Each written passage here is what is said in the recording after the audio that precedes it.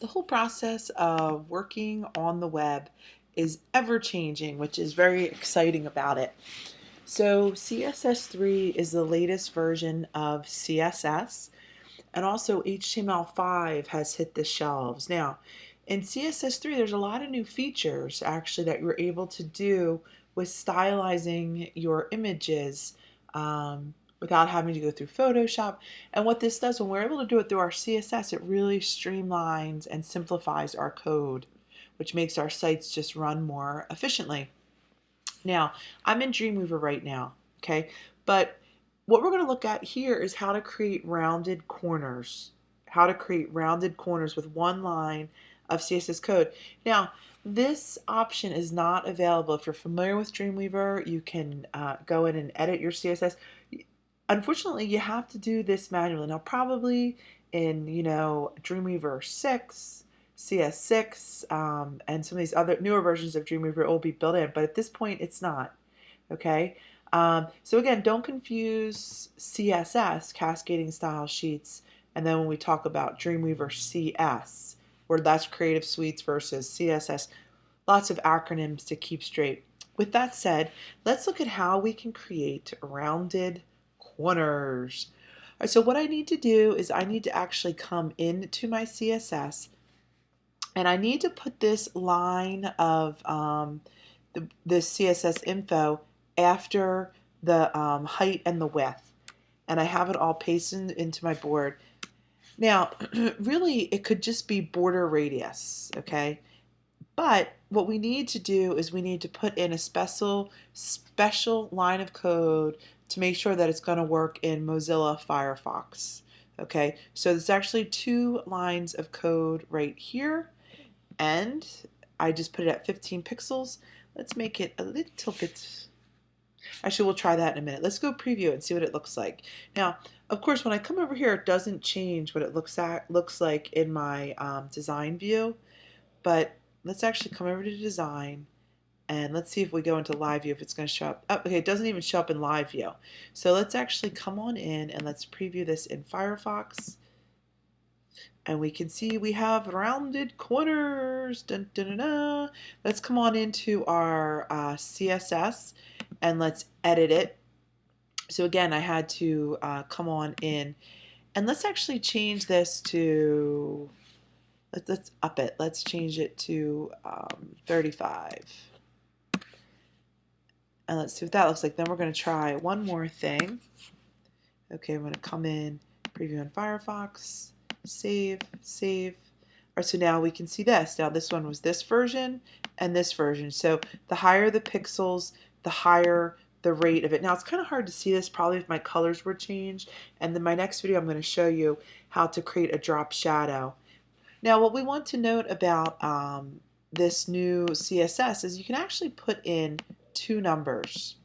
Okay, and what these 2 numbers have to do with would be the relationship between the X and the Y radii. So bringing you back to your geometry that you learned back in the day. Okay,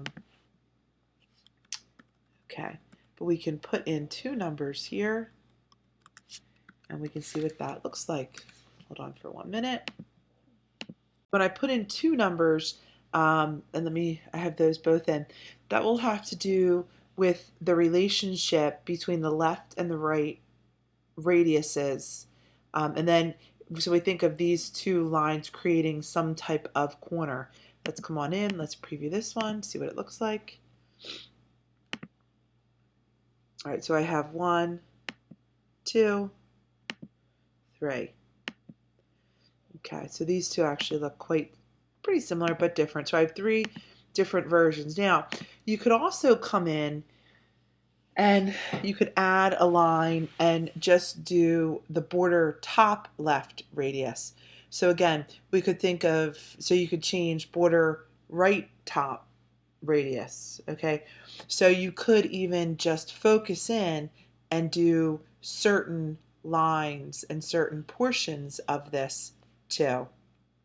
All right, so my next video I'm going to take a look at how we create drop shadows. This is another new feature in CSS3. 3. Again, actually, before I go though, why don't I show you how to, if you want to create just a border on the top left or the top right, you can do that too. Hold on for 1 minute. Let me pull up this code. All right, so what I'm going to do is I can come into border, go into top, left, radius. All right, I'll do the same thing right here. Border, top, left, radius. Okay, and then we can come on in and let's preview it. All right, and what you can see is that the only area, and it's actually kind of difficult to see because of the color that I chose, but the only one that has a curve is right here. Okay, so you can really focus in and make certain areas just have a curve and others not.